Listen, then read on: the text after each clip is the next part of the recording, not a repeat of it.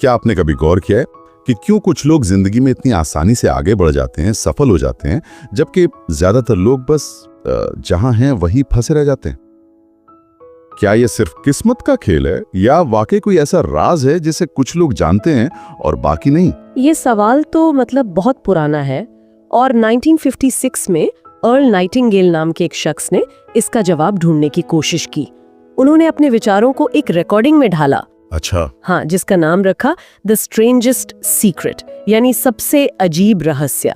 और मजे की बात यह है कि बिना किसी खास मार्केटिंग या हो हल्ले के इस रिकॉर्डिंग की 10 लाख से ज्यादा कॉपीज बिक गईं। अरे वाह, 10 लाख बिना किसी प्रचार के? जी हाँ, इसने एक तरह से पर्सनल डेवलपमेंट इंडस्ट्री की नींव ही रख दी। तो जाहिर है नाइटिंगेल ने किसी ऐसी नस पर हाथ रखा था जो बहुत से लोगों को छू गई। आज हम इसी रिकॉर्डिंग पर आधारित उनकी किताब द स्ट्रेंजेस्ट सीक्रेट के कुछ हिस्सों को जरा खंगालेंगे, है ना? बिल्कुल। नाइटिंगेल खुद, मैंने पढ़ा, गरीबी में पले बढ़े थे, लेकिन वो अमेरिका के सबसे जाने माने रेडियो हस्तियों में से एक बने। तो उनका मानना था कि ये बदलाव उसी रहस्य को समझने और अपनाने से आया। बिल्कुल सही। हमारे पास जो स्रोत हैं उनमें नाइटिंगेल की मूल रिकॉर्डिंग का टेक्स्ट है। इसमें वो बताते हैं कि सफलता असल में है क्या, हमारे विचार हमारी जिंदगी को कैसे गढ़ते हैं, और एक बड़ा ही दिलचस्प 30 दिन का प्रयोग भी सुझाती हैं ये रिकॉर्डिंग। 30 दिन का प्रयोग, इंटरेस्टिंग। हाँ, और साथ ही क्रिएटिव थिंकिंग, रचनात्मक तरीके से सोचने पर भी कुछ अहम बातें कही गई हैं। तो फिर आज की हमारी चर्चा का मिशन साफ है। नाइटिंगेल के इन विचारों में से सबसे काम की बातें निकालना, सफलता की उनकी परिभाषा क्या है, वो सबसे अजीब रहस्य क्या चीज है, और सबसे जरूरी, क्या उनका वो 30 दिन का प्रयोग वाकई किसी के काम आ सकता है? चलिए पता लगाते हैं। हाँ बिल्कुल, हम देखेंगे कि नाइटिंगेल अपने तर्क कैसे पेश करते हैं, क्या उदाहरण देते हैं और किन महान विचारकों का हवाला देते हैं, और कोशिश करेंगे ये समझने की कि करीब 70 साल पुराने ये विचार आज की दुनिया में कितने मायने रखते हैं। नाइटिंगेल शुरुआत एक बहुत ही, क्या कहूँ, चौंकाने वाले आंकड़े से करते हैं। हाँ? वो कहते हैं कि अगर आप 25 साल के 100 लोगों को देखें और उन्हें फॉलो करें, हाँ? तो 65 साल की उम्र तक पहुंचते पहुंचते उनमें से सिर्फ एक अमीर होगा, 4 आर्थिक रूप से आत्मनिर्भर होंगे, हाँ? 5 को अभी भी काम करना पड़ रहा होगा, और बाकी 54, हाँ? वो पूरी तरह टूट चुके होंगे, अपने जरूरतों के लिए दूसरों पर निर्भर। ये आंकड़ा तो डराने वाला है।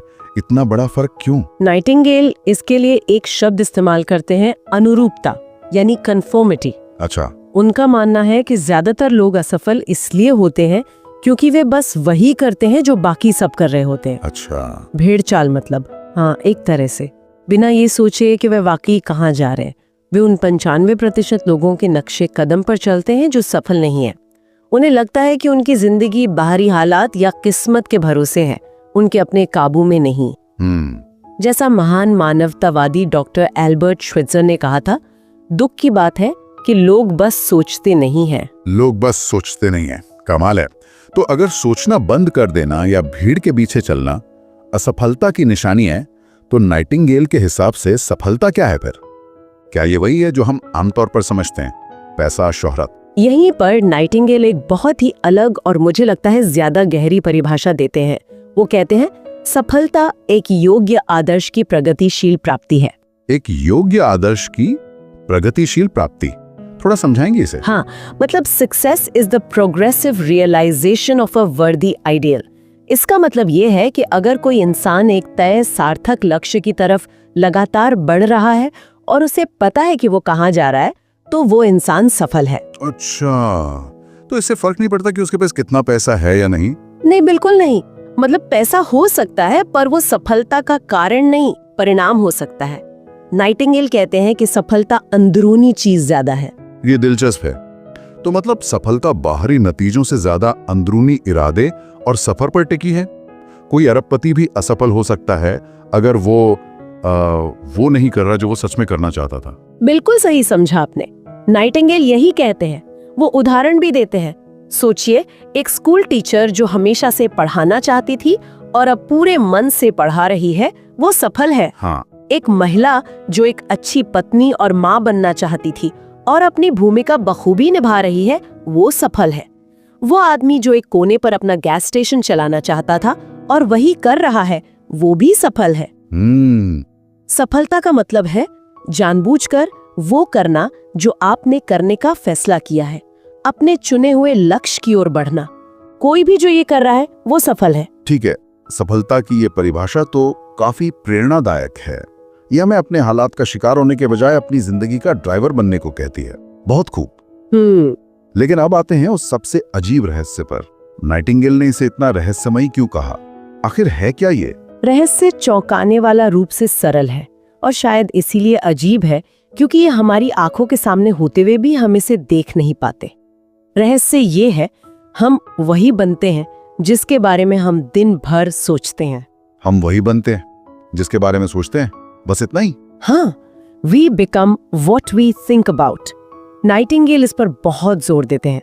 वो कहते हैं कि इतिहास के तमाम महान दार्शनिक, पैगंबर, ज्ञानी, संत, चाहे वे कितने ही अलग अलग मुद्दों पर असहमत क्यों न रहे हों, इस एक अकेले बिंदु पर पूरी तरह सहमत थे। क्या बात है, ये तो बहुत बड़ा दावा है। मतलब सबके सब? क्या नाइटिंगेल कुछ उदाहरण देते हैं सहमति के? हाँ, कई उदाहरण हैं। और कमाल की बात यह है कि ये विचार अलग अलग संस्कृतियों और समयों में गूंजता रहा है। रोमन सम्राट मार्कस ऑरेलियस ने कहा, इंसान की जिंदगी वैसी ही बनती है जैसे उसके विचार उसे बनाते हैं। ब्रिटिश प्रधानमंत्री डिज़रायली का मानना था कि एक दृढ़ इच्छा शक्ति वाले इंसान को कोई नहीं रोक सकता। अमेरिकी विचारक इमर्सन ने कहा, इंसान वही है जो वो दिन भर सोचता है। दिन भर सोचता है? हाँ। मनोविज्ञान के पिता विलियम जेम्स ने इसे अपनी पीढ़ी की सबसे बड़ी खोज बताया कि इंसान अपने मन का रवैया बदलकर अपनी जिंदगी बदल सकता है। बाइबल में भी आता है, जो विश्वास करता है उसके लिए सब कुछ संभव है। विश्वास। और नॉर्मन विंसेंट पील ने तो इसे सीधे कहा, नकारात्मक सोचोगे नकारात्मक नतीजे पाओगे, सकारात्मक सोचोगे सकारात्मक नतीजे पाओगे। शेक्सपियर से लेकर जॉर्ज बर्नार्ड शॉ तक सबने कहीं ना कहीं यही बात दोहराई है। शॉ ने कहा था कि लोग हालात को दोष देते हैं, पर जो आगे बढ़ते हैं वो अपने मनचाहे हालात ढूंढते हैं या बनाते हैं। ये तो वाकई कमाल है कि इतने सारे महान दिमाग एक ही नतीजे पर पहुंचे। लेकिन ये काम कैसे करता है?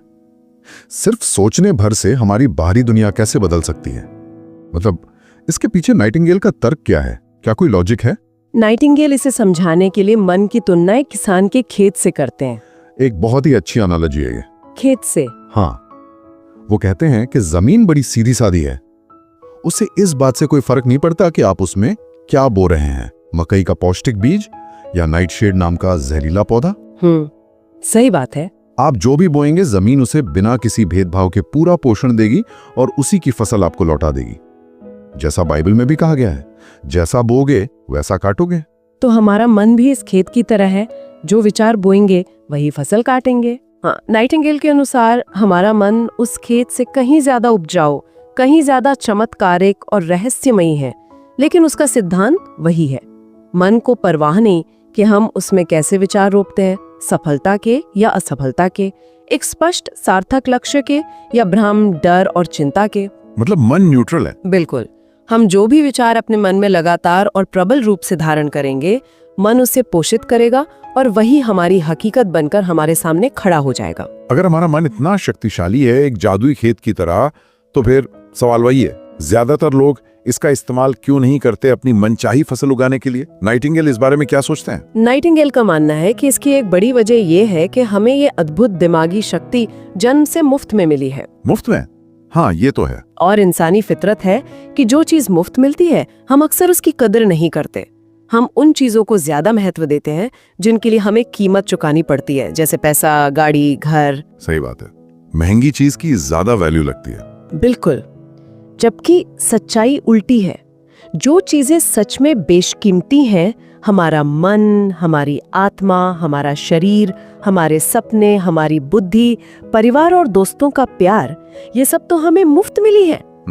और जिन चीजों के लिए हम पैसे देते हैं वो तो असल में काफी सस्ती हैं, बदली जा सकती हैं। नाइटिंगेल का अनुमान था कि ज्यादातर लोग अपनी दिमागी क्षमता का मुश्किल से 10% ही इस्तेमाल करते हैं। सोचिए, सिर्फ 10%? तो अगर हमारे विचार हमारी दिशा तय करते हैं और मन इतना शक्तिशाली है, तो फिर इसमें लक्ष्य, गोल्स का क्या रोल है? क्या सिर्फ अच्छा अच्छा सोचना काफी है या लक्ष्य बनाना जरूरी है? लक्ष्य यहाँ बेहद जरूरी है, बहुत ज्यादा जरूरी। लक्ष्य हमारे विचारों को एक दिशा देते हैं, एक फोकस देते हैं। वरना तो विचार बस भटकते रहेंगे। अच्छा। नाइटिंगेल इसे समझाने के लिए एक जहाज का बड़ा सटीक उदाहरण देते हैं। सोचिए, एक जहाज के बारे में जिसका कैप्टन है, जिसका नक्शा तैयार है, जिसकी मंजिल तय है। हाँ। वो जहाज 10,000 में से 9,999 बार अपनी मंजिल पर पहुंचेगा ही पहुंचेगा। हाँ बिल्कुल। क्योंकि उसे पता है कहाँ जाना है। एग्जैक्टली। और अब सोचिए एक दूसरे जहाज के बारे में जिसका कोई लक्ष्य ना हो, कोई कैप्टन ना हो, तो वो तो बस इधर उधर भटकता रहेगा। हाँ, वो बंदरगाह से निकलेगा जरूर, इंजन भी शायद चालू हो, लेकिन वो बस लहरों के थपेड़े खाता रहेगा, या तो किसी अनजान टापू से टकरा के टूट जाएगा या बीच समंदर में भटकता हुआ डूब जाएगा, क्योंकि उसकी कोई दिशा नहीं है, कोई मंजिल नहीं है। सही। नाइटिंगेल कहते हैं इंसान भी बिल्कुल ऐसा ही है। बिना लक्ष्य वाला इंसान असल में कहीं नहीं जा रहा होता।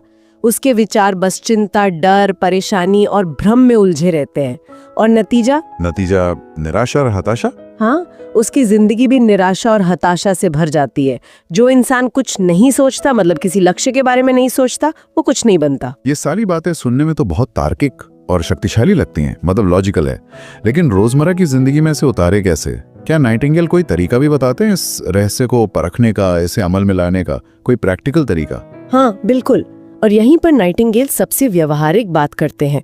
वो एक 30 दिन का प्रयोग सुझाते हैं। वही 30 दिन वाला प्रयोग? हाँ, ये एक तरह की चुनौती है, एक परीक्षण, जिसे अगर पूरी ईमानदारी और लगन से किया जाए तो नाइटिंगेल के मुताबिक ये किसी की भी जिंदगी बदल सकता है। लेकिन वो चेतावनी भी देते हैं कि इस प्रयोग को करने के लिए एक कीमत चुकानी पड़ती है। कीमत? पैसों वाली कीमत या कुछ और? नहीं, पैसों वाली नहीं। ये कीमत है मानसिक अनुशासन की, साहस की और कर्म करने की इच्छा शक्ति की। अच्छा, मानसिक कीमत। हाँ, नाइटिंगेल कहते हैं कि सबसे पहले तो हमें भावनात्मक और बौद्धिक दोनों स्तरों पर गहराई से ये समझना होगा कि हम वही बनते हैं जो सोचते हैं। हमें अपने विचारों का मालिक बनना होगा। दूसरी कीमत है मानसिक आजादी, अपनी सोच की सीमाओं को तोड़ना, पूर्वाग्रहों से ऊपर उठना और ये मानना कि हमारे लिए संभावनाएं अनंत हैं। ठीक है। तीसरी कीमत है साहस, सकारात्मक सोचने का, स्पष्ट लक्ष्य तय करने का, हार ना मानने का और तुरंत एक्शन लेने का। एक्शन लेना, हाँ। चौथी, वो आर्थिक अनुशासन की बात भी करते हैं, अपनी कमाई का कम से कम 10% बचाने की। और पांचवी और शायद सबसे अहम कीमत है कर्म, एक्शन, क्योंकि विचार बिना कर्म के सिर्फ सपने रह जाते हैं। समझ गया। तो ये मानसिक तैयारी है। अब प्रयोग असल में करना कैसे? क्या कदम उठाने होंगे? स्टेप्स क्या हैं? इसके कदम काफी सीधे हैं पर अनुशासन मांगते हैं। पहला, एक लक्ष्य लिखें। एक छोटे कार्ड पे साफ साफ अपना सबसे बड़ा, सबसे जरूरी लक्ष्य लिखें। ये एक लक्ष्य होना चाहिए, जैसे मुझे तारीख तक इतनी आमदनी चाहिए, या मुझे इस पद पर प्रमोशन चाहिए, या मेरा परिवार इस तरह खुशहाल और सामंजस्यपूर्ण है। लक्ष्य एकदम स्पष्ट हो। एक लक्ष्य एक कार्ड पर, ठीक है। फिर दूसरा, 2 रोज देखें और महसूस करें। इस कार्ड को हमेशा अपने पास रखें। सुबह उठते ही, दिन में कई बार और रात सोने से पहले से देखें। देखते समय सिर्फ पढ़ें नहीं, बल्कि उसे हासिल करने की खुशी, शांति और सकारात्मकता महसूस करें। कल्पना करें कि वो लक्ष्य आपको मिल चुका है। फील करना है। ओके, विजुअलाइजेशन जैसा कुछ। हाँ बिल्कुल। तीसरा, और ये मुश्किल है, 3 नकारात्मकता को रोकें। जैसे ही कोई डर वाला या नकारात्मक विचार मन में आए, उसे तुरंत अपने सकारात्मक लक्ष्य की तस्वीर से बदल दें। ये एक नई मानसिक मांसपेशी बनाने जैसा है। हाँ, ये आसान नहीं होगा। बिल्कुल नहीं, इसमें अभ्यास और दृढ़ता लगेगी। 30 दिनों तक अपने मन के दरवाजे पर पहरा दें, सिर्फ सकारात्मक विचारों को अंदर आने दें। चौथा, 4 उम्मीद से ज्यादा दें। इन 30 दिनों में आप जो भी काम करते हैं उसमें अपनी क्षमता से थोड़ा ज्यादा दें।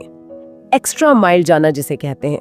ये सोचकर करें कि जिंदगी में आपको मिलने वाला इनाम हमेशा आपके दिए गए योगदान के अनुपात में होता है। जितना देंगे उतना मिलेगा। ठीक है। 5 कैसे होगा की चिंता छोड़ें। आपका काम बस ये जानना है कि कहाँ जाना है, आपका लक्ष्य। वो लक्ष्य कैसे हासिल होगा, इसकी चिंता छोड़ दें। नाइटिंगेल कहते हैं कि जवाब और रास्ते अपने आप सामने आएंगे अगर आपका इरादा पक्का है और आप नजर लक्ष्य पर टिकाए रखते हैं। अच्छा, रास्ते खुद मिल जाएंगे। उनका यही मानना था। वो बाइबल का हवाला देते हैं, मांगो तो तुम्हें दिया जाएगा, ढूंढो तो तुम पाओगे। छठा, डटे रहें। अगर आप बीच में फिसल जाते हैं यानी नकारात्मक विचार हावी हो जाते हैं तो हिम्मत न हारें। बस उसी दिन से अपना 30 दिन का प्रयोग फिर से शुरू करें। लगातार कोशिश करते रहना ही विश्वास की असली परीक्षा है। दोबारा शुरू करना है, छोड़ना नहीं है। हाँ। 7वां, 7, प्रेरणा लेते रहें। इन 30 दिनों में कुछ प्रेरणादायक किताबें पढ़ें, जैसे नाइटिंगेल ने सुझाई थी डोरोथी ब्रांट की wake up and live, Claude Bristol की मैजिक ऑफ बिलीविंग या नेपोलियन हिल की थिंक एंड ग्रो रिच। प्रेरणा जरूरी है। और 8वां, 8, शांत और खुश रहें, चिंता करना छोड़ दें, छोटी मोटी बातों से परेशान ना हो। विश्वास रखें कि अगर आप अपना काम कर रहे हैं, लक्ष्य पर फोकस, सकारात्मक सोच, कर्म, तो नतीजे जरूर मिलेंगे। वाह, ये तो पूरा एक्शन प्लान है। इस प्रयोग में एक बात और थी जिस पर आपने शुरू में इशारा किया था। नाइटिंगेल कहते हैं कि सफलता पैसे का परिणाम है, ना कि पैसा सफलता का। ये थोड़ा कंफ्यूजिंग लग सकता है, इसका क्या मतलब है? हाँ, ये पॉइंट समझने जैसा है। उनका तर्क बहुत सीधा है। वो कहते हैं कि पैसा सफलता का एक मापदंड जरूर हो सकता है, लेकिन पैसा खुद सफलता नहीं है। सफलता है आपकी सेवा, आपका योगदान। अच्छा, सर्विस या कंट्रीब्यूशन। हाँ, पैसा उस सेवा या योगदान का नतीजा है, उसका बाय प्रोडक्ट है। आप समाज को, अपने ग्राहकों को, अपने एम्प्लॉयर को जितनी अच्छी और जितनी ज्यादा मात्रा में सेवा देंगे, आपको उतना ही ज्यादा आर्थिक प्रतिफल मिलेगा। वो स्टोव का उदाहरण देते हैं। आप स्टोव के सामने बैठकर ये नहीं कह सकते कि पहले मुझे गर्मी दो, फिर मैं लकड़ी डालूंगा, है ना? हाँ, ये तो नहीं कह सकते। पहले आपको ईंधन, सेवा, योगदान डालना ही होगा, तभी आपको गर्मी, पैसा, सफलता, परिणाम मिलेगी। ये लेन देन का नियम है, लॉ ऑफ एक्सचेंज। आप दूसरों को समृद्ध किए बिना खुद समृद्ध नहीं हो सकते। तो ये बात तो समझ आती है, सेवा पहले, पैसा बाद में। अच्छा, इस 30 दिन के प्रयोग में एक बिंदु था, कैसे होगा कि चिंता ना करना और जवाबों का अपने आप आना। क्या यहीं पर रचनात्मक सोच का रोल आता है, जिसके बारे में नाइटिंगेल ने बात की है? आपने बिल्कुल सही जोड़ा। यहीं पर क्रिएटिव थिंकिंग काम आती है। नाइटिंगेल रचनात्मक सोच को दिमाग का सबसे ऊंचा काम मानते थे। वो कहते थे, हमारा दिमाग खरबों डॉलर का खजाना है, जिसमें 4 अद्भुत शक्तियां हैं: जानकारी सोखना, एब्जॉर्ब, उसे याद रखना, रिटेन, उसका विश्लेषण करना, जज, और सबसे महत्वपूर्ण, नए विचार बनाना, कल्पना करना, इमेजिन। कल्पना करना, इमेजिनेशन।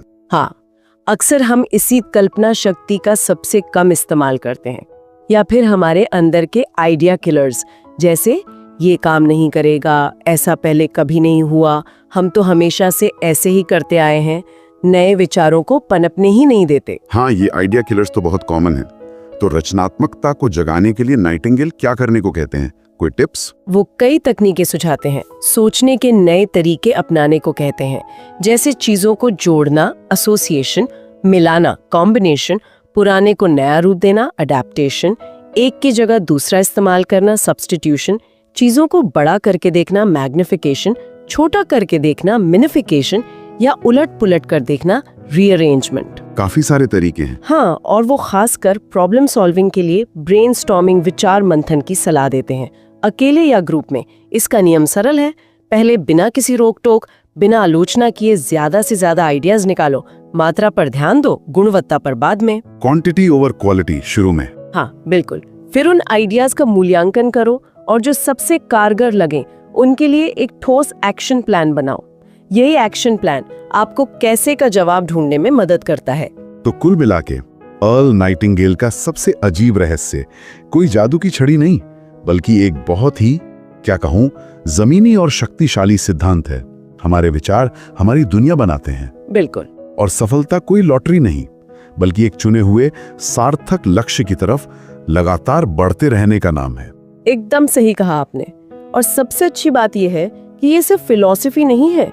नाइटिंगेल ने हमें एक प्रैक्टिकल टूल किट भी दिया है, वो 30 दिन का प्रयोग, जिससे हम अपने विचारों को साधना सीख सकते हैं, लक्ष्य तय कर सकते हैं, सकारात्मक रह सकते हैं और सेवा भाव से काम कर सकते हैं।